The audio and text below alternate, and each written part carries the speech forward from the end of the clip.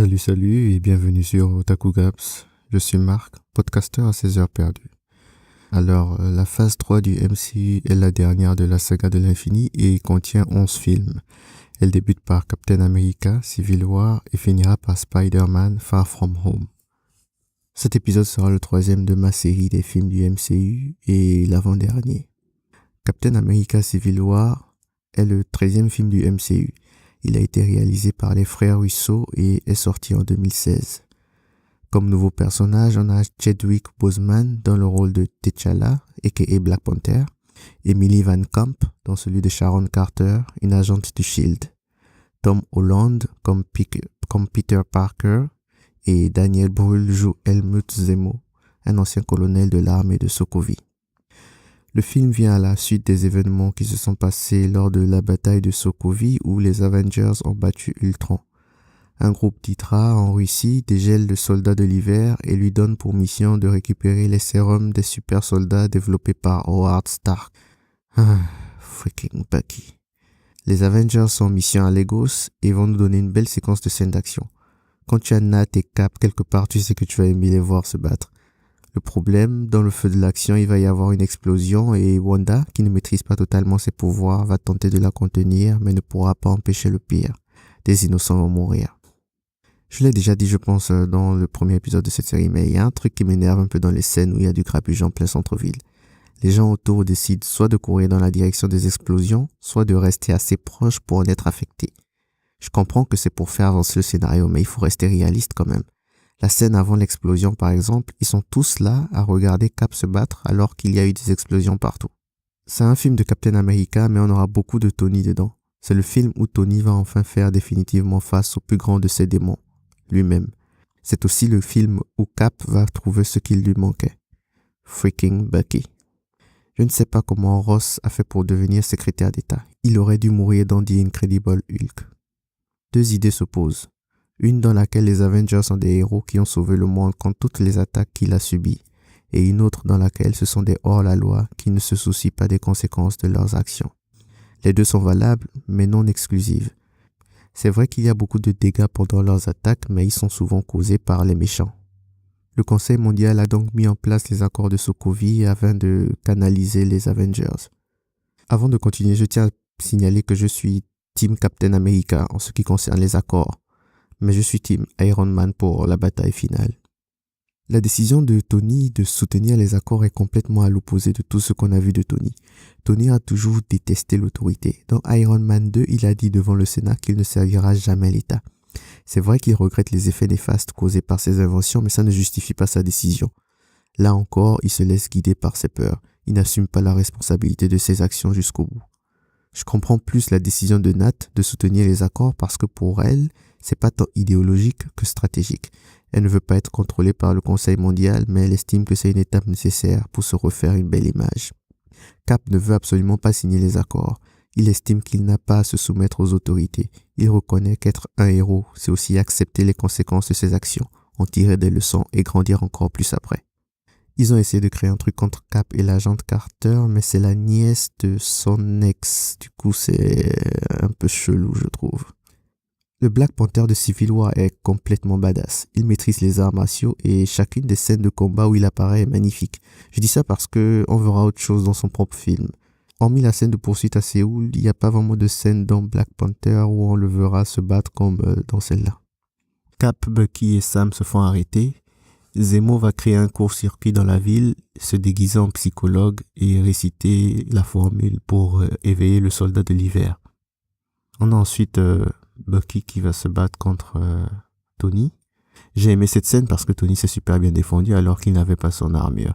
Et T'Challa, oh là là, la chorégraphie de combat est parfaite. Il n'y a absolument rien à redire. Bucky va tenter de s'échapper, mais Cap va l'en empêcher en tenant un hélicoptère avec Sam. Captain America. Il va ensuite recruter Sam, Ant-Man, Hawkeye et Scarlet Witch. Tony, lui, va recruter War Machine, Black Widow, Black Panther, Spider-Man et Vision. C'est le début de la guerre civile. La bataille à l'aéroport est la meilleure du film, voire tous les héros, à l'exception de Thor et Hulk, réunis au même endroit, ça donne juste des frissons. Surtout quand ils se mettent à courir avant le face-à-face final. C'est une scène de comics. C'est vraiment une scène de comics qu'ils ont mis en film. Et c'était la première fois qu'on voit Spider-Man, du coup c'était vraiment génial. Il est super drôle. Il est fort, mais il est immature, du coup il fait n'importe quoi. Par exemple, contre Sam et Bucky, il se bat contre eux, mais il a le temps d'apprécier l'arme de Bucky ou les gadgets de Sam tout en se faisant taper dessus. Mais il ne ressent rien parce qu'il est beaucoup plus fort qu'eux. Ensuite, Cap et Bucky arrivent à s'échapper et vont retrouver Zemo.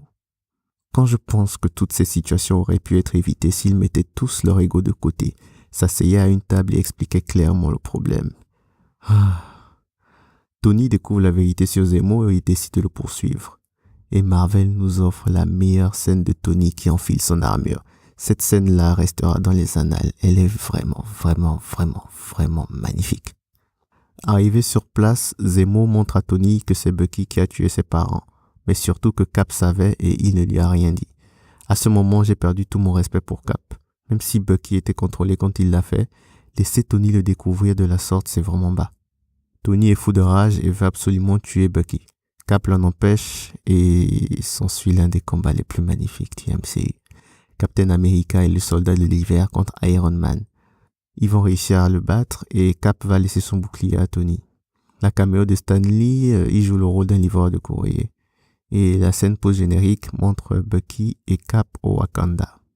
Analysons un peu le plan du méchant. Se renseigner sur les Avengers, découvrir que Bucky, qui est l'ami de Cap, a tué les parents de Tony. Ensuite, faire exploser une bombe qui tue le roi du Wakanda.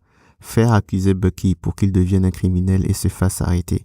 Se déguiser en psychologue et réveiller le soldat de l'hiver tout en créant un court-circuit dans la ville. Aller dans une base au fin fond de nulle part et espérer que Cap, Bucky et Tony y viennent. Ensuite, montrer à Tony que Bucky a tué ses parents et regarder Tony et Cap s'entretuer. Tu parles d'un plan machiavélique. Fait important à noter, à la fin des événements de ce film, Scott Lang et Hawkeye Clint seront mis en liberté conditionnelle et assignés à résidence pendant 2 ans. Ce qui explique pourquoi aucun d'eux n'était présent à Wakanda dans Infinity War.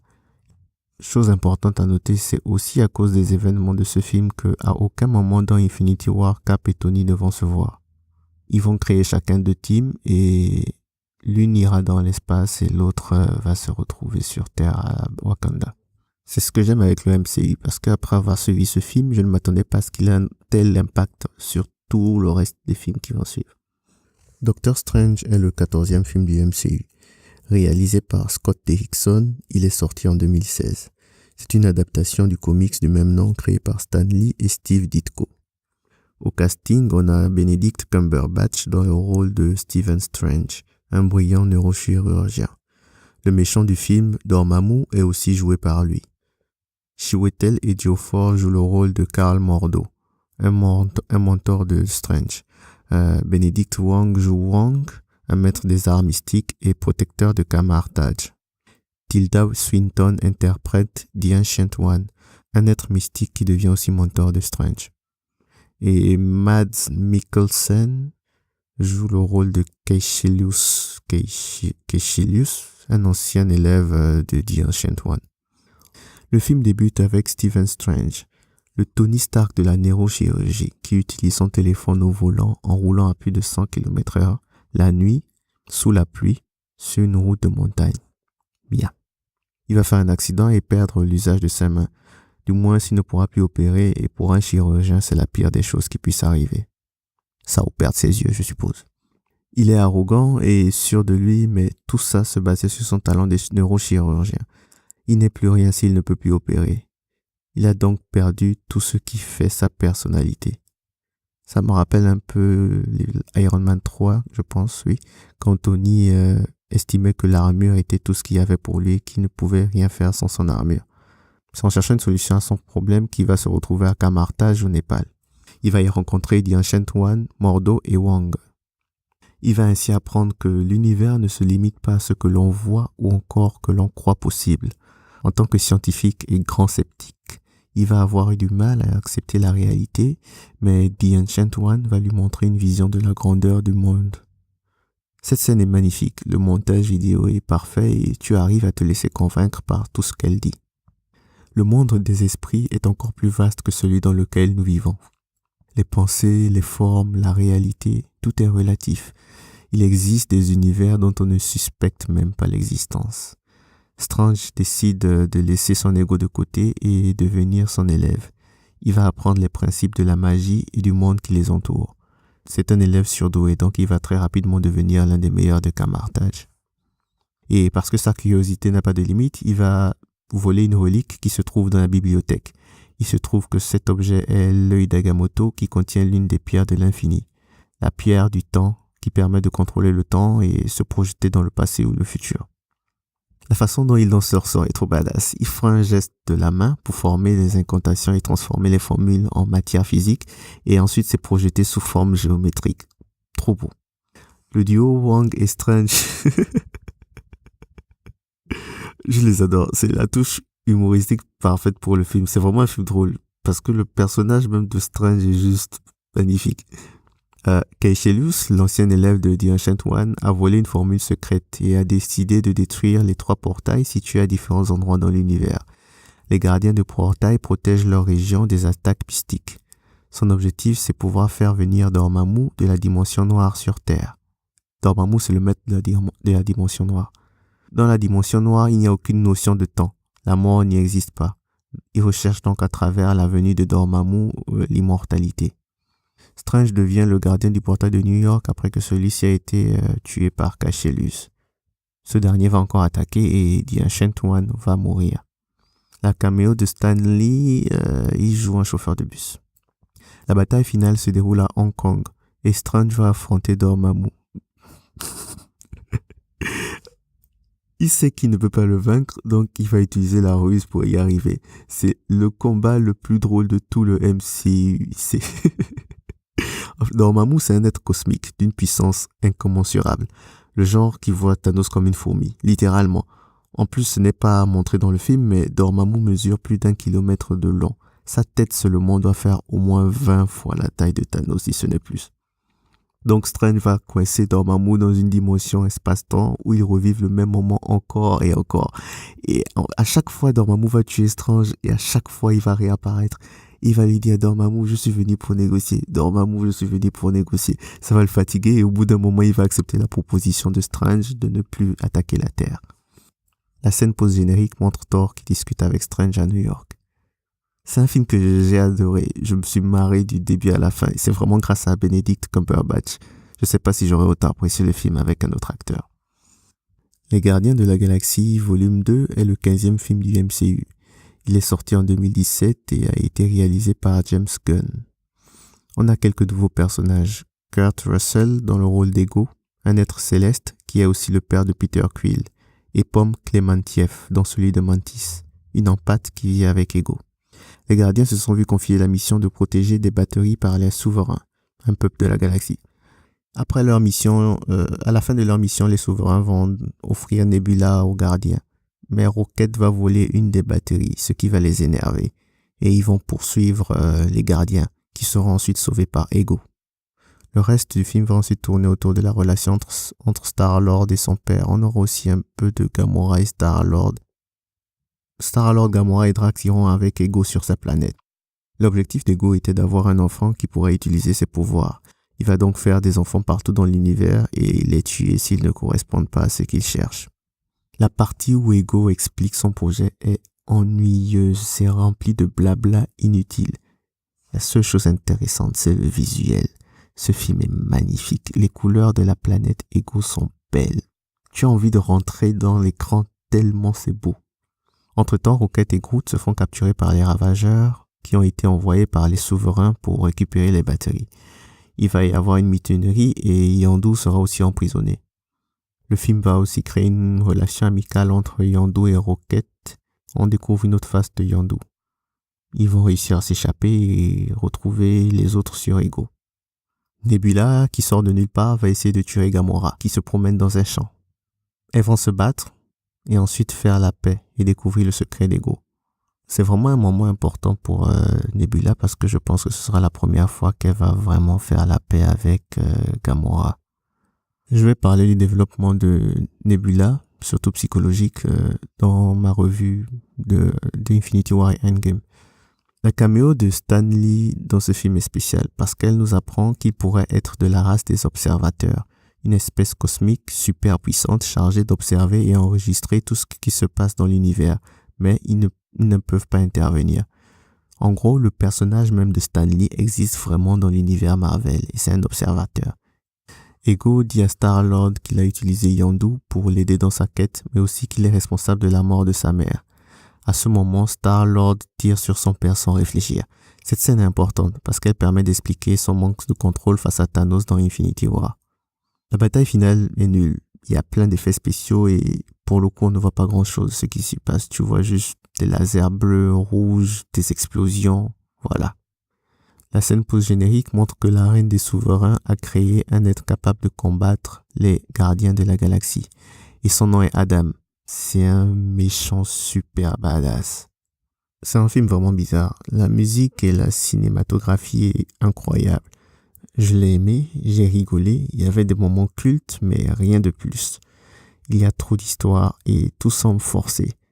Je le trouve moyen comparé au premier film, mais c'est un bon film, c'est juste qu'il manque quelque chose. Voyons voir, Homecoming. Spider-Man Homecoming est le 16e film du MCU. Il est sorti en 2017 et a été réalisé par John Watts. C'est une adaptation du comics Spider-Man créé par Stan Lee et Steve Ditko. Comme acteur, on a Tom Holland dans le rôle de Peter Parker, Michael Keaton dans celui du méchant, le vautour, et Jacob Batalon, celui de Ned, le meilleur ami de Peter. On a aussi Zendaya et Donald Glover dans le casting. Le film débute au siège des Avengers à New York, du moins ce qu'il en reste, vu qu'il a été détruit par les Chitauri en 2012. Une société qui a été contractée pour nettoyer le site s'est vue retirer le contrat par le gouvernement. Pour se venger, le responsable de la société a volé une technologie alien, ce qui donne naissance au méchant le vautour. Après avoir été invité par Tony pour participer à Civil War, Peter ressent le besoin de devenir un vrai héros. Il est jeune, naïf et plein d'énergie. Tout le film montre son évolution de Peter Parker au super-héros Spider-Man. Peter Parker. Il agit comme tout gamin de 16 ans qui découvre qu'il a des super-pouvoirs. Il va se balader dans la ville en essayant de combattre le crime. Il va aussi par moments vouloir trop en faire et ça ne se termine pas toujours bien. La caméo de Stan Lee joue le rôle d'un voisin grincheux qui lui dit d'arrêter de faire du bruit. À chaque fois qu'il y aura une situation difficile, il va contacter Happy qui va royalement l'ignorer. La scène où Ned découvre qu'il est Spider-Man et un Avengers, il est tellement heureux, il veut le raconter à tout le monde. Il dit, allez, il faut qu'on le raconte à tout le monde, t'es Spider-Man, tu vas devenir super populaire. En fait, Ned est le parfait coéquipier. Il va ensuite se laisser convaincre par Ned de venir en tenue de Spider-Man à une fête, mais il va tomber sur un deal des hommes du vautour. Ned, c'est vraiment l'ami qui t'entraîne toujours dans des bails chelous. Ensuite, il va avec des membres de sa classe à Washington pour un décathlon académique. Il va profiter de l'occasion pour suivre des alliés du vautour. La scène... Dans ce film est super drôle. La scène où il interagit avec son costume est géniale parce que Stark a mis plein d'options et il y a aussi mis un assistant... comment on dit ça ? Un assistant vocal, une sorte d'assistant vocal, ouais. Et il arrive à s'en sortir parce qu'il y a tellement d'options. En plus, l'une des phrases qu'il dit ici, dans cette scène, deviendra un moment culte dans Avengers Endgame. Une autre scène super drôle, c'est quand il va se retrouver enfermé dans un entrepôt du gouvernement. Il va faire tout plein de trucs et tester ses gadgets. Tu as l'impression que ça dure vraiment une éternité. Ensuite, il va demander à son costume depuis combien de temps il est là. Et elle va lui répondre 37 minutes. Il va péter un câble parce qu'il a l'impression que ça fait une éternité. Et j'ai aimé cette scène, en fait, et la réalité du personnage parce que il est jeune et c'est normal qu'un jeune s'ennuie s'il est là sans rien faire. Surtout de nos jours avec les réseaux sociaux et les téléphones. Peter va faire son Peter, une fois de plus, et poursuivre un groupe de méchants sur un bateau et potentiellement causer la mort de centaines d'innocents.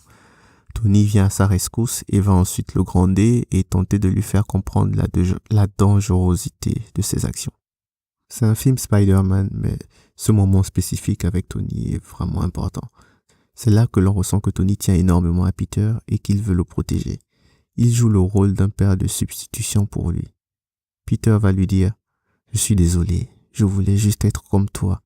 et Tony de lui répondre « Et moi, je voulais que tu sois meilleur ».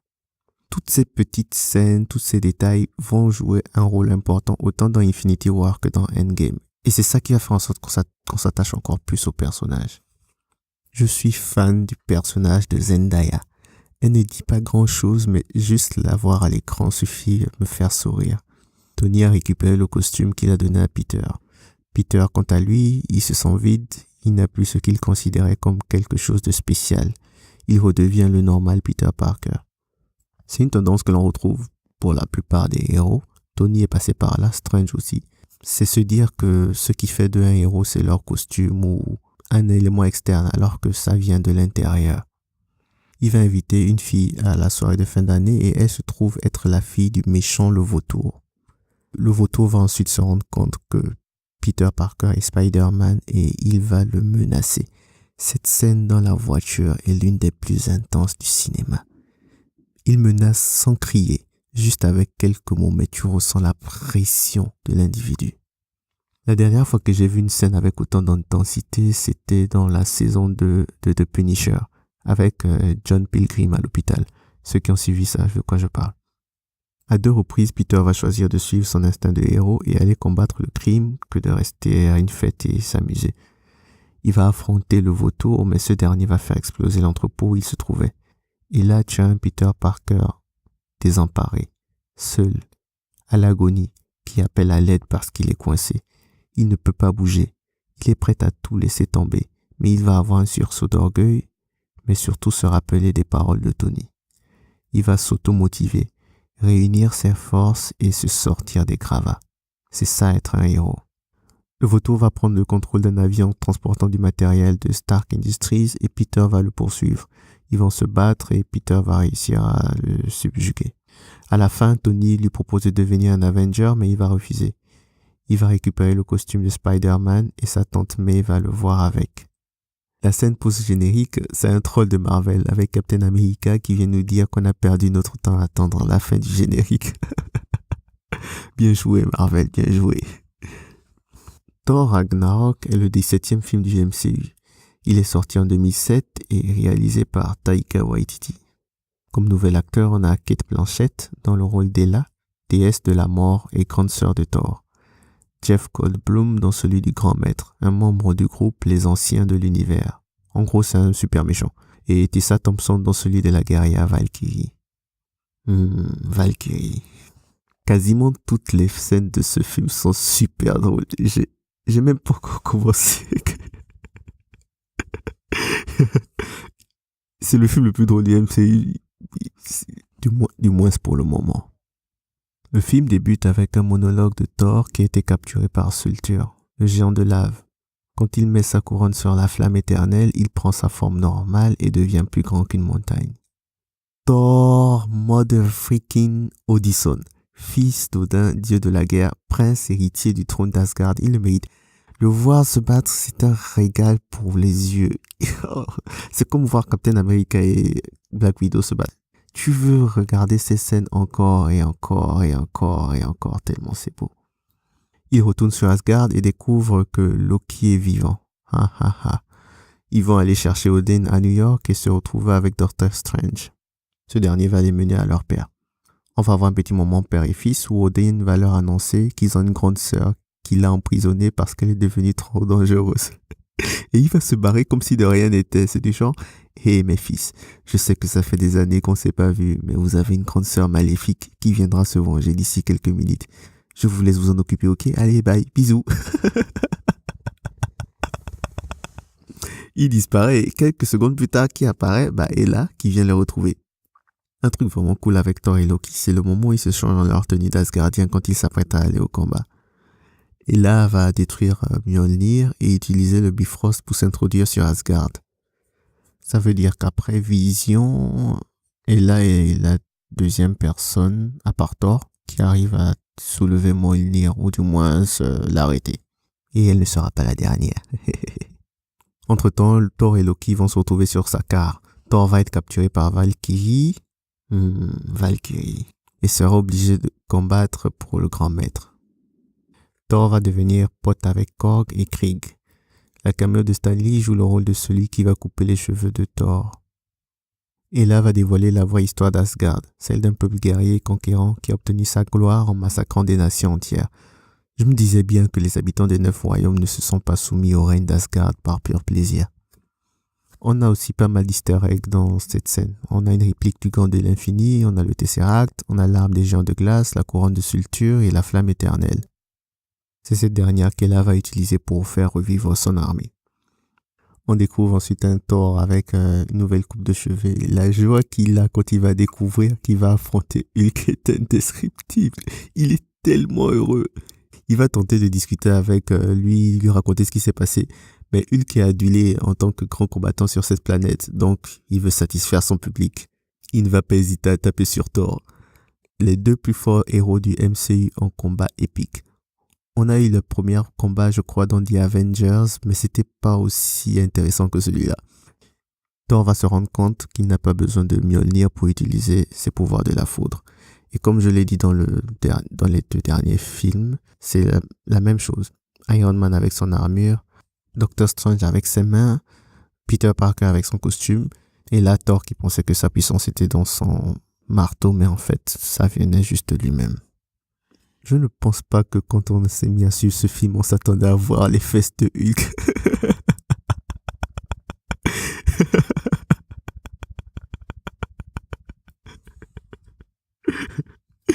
Le combat interne de Banner depuis Age of Ultron se fait plus ressentir ici. Il n'arrive pas à contrôler le Hulk et à cause de Wanda, il a détruit une ville. Il s'est enfui avec le Quinjet et s'est retrouvé sur Sakaar où il a vécu en tant que Hulk pendant 2 ans. La seule raison pour laquelle la personnalité du Hulk a pris le dessus, c'est parce que Banner était instable et il avait peur. Il a donc décidé de se retirer. Là encore un moment super important pour le personnage que je vais développer un peu plus dans ma revue d'Endgame. Valkyrie est badass et elle forme une superbe équipe avec Hulk et Thor. J'aurais aimé avoir un film avec Thor, Hulk, Valkyrie et Loki en aventure dans l'espace, comme avec les Gardiens de la Galaxie. Loki va faire son Loki et voler le Tesseract. Ella étant trop puissante, même pour Thor, il va la laisser sur Asgard avec Sulture pour qu'il s'autodétruise. Ensuite, Hulk va voir Sulture et il ne va pas réfléchir, il va sauter pour essayer d'aller le taper. Et Thor lui dit « Mais ça suffit, reviens ici ». Hulk répond « Mais c'est un gros monstre ». Il revient en boudant parce qu'il rate une occasion de se battre. À ce moment, Thor aura perdu son père, sa mère, ses amis, son royaume et une bonne partie de son peuple. Mais ce sera la première fois qu'il va vraiment se sentir héritier du trône et roi d'Asgard. Ce sera aussi, je pense, la première fois que Thor et Loki vont vraiment se réconcilier. Mais ils n'auront plus l'occasion de le faire. La scène post-générique montre le vaisseau de Thanos qui s'approche de celui des Asgardiens. Black Panther est le 18e film du MCU. Il est sorti en 2018, réalisé par Ryan Coogler et est inspiré du comics du même nom créé par Stan Lee et Jack Kirby. Au casting, Chadwick Boseman revient dans le rôle de T'Challa, roi du Wakanda. Michael B. Jordan joue Killmonger, le méchant du film. Lupita Nyong'o sera Nakia, une espionne wakandaise. Dania Gurira joue Okoye, guerrière et chef de la garde personnelle du roi. Letitia Wright est Shuri, chef scientifique de Wakanda et princesse du royaume. Winston Duke dans le rôle de M'Baku, le chef de la tribu des Jabari, et Angela Bassett, celui de Ramonda, la reine-mère du Wakanda.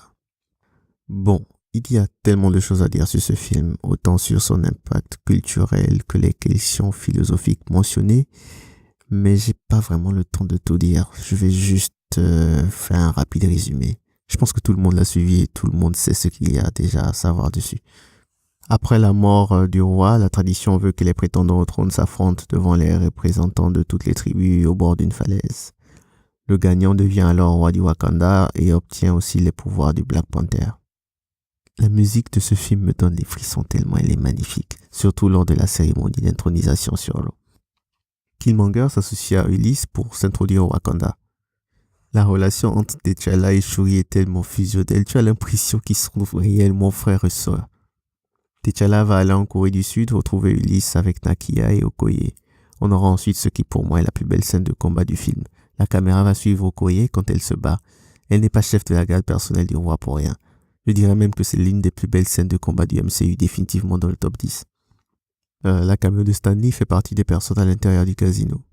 Ulysse est quasiment au même niveau que Killmonger dans mon classement de méchants. Il est cruel, intelligent, il écoute du Kendrick Lamar en pleine poursuite en ville. Est-ce que tu peux faire plus badass que ça? En fait, le meilleur du film, c'est toute la séquence de scène en Corée du Sud. T'Challa capture Ulysse, mais Killmonger fait exploser l'endroit où ils sont et le récupère. L'agent Ross sera blessé et ils iront le soigner au Wakanda. Killmonger tue Ulysse et l'utilise pour pouvoir s'introduire au Wakanda. Il va ensuite affronter T'Challa en duel. Il va gagner et tuer T'Challa. Ou pas.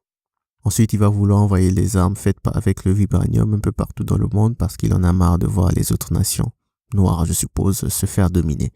Autant sa vision que celle de T'Challa se valent. Shuri, Nakia et sa mère vont retrouver les Jabari et se rendre compte que T'Challa n'est pas mort. Baku, c'est vraiment mon gars sûr. Tout son personnage impose le respect.